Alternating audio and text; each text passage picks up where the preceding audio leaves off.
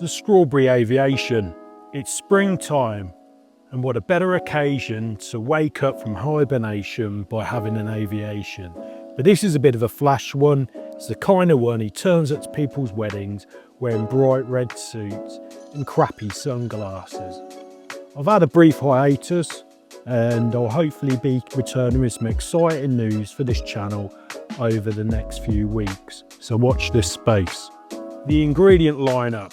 Firstly, don't shit the bed, as there's no Crème de Violette here, or no pretty gins which are of a certain shade, but I'm going to be going for the old faithful, which is Beefeater, Maraschino Liqueur, fresh lemon juice and 2 strawberries.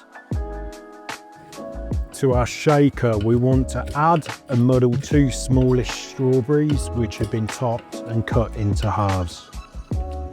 Add to this 1.5 ounces, that's 45 ml of gin. Follow up with 1/2 ounce, that's 15 ml maraschino.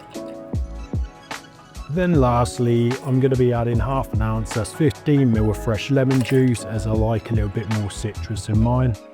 Add ice, and then we're going to shake this for around 11 to 15 seconds. History wise, this cocktail is quite recent, and it's from a Substack called The Spirits, which is run by a guy called Richard Godwin.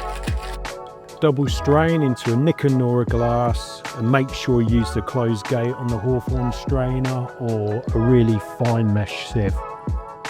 Garnish with a single strawberry. The taste test. This is a smashing little number, I really like it. Refreshing, just about enough sweetness to me. Everything is working well together.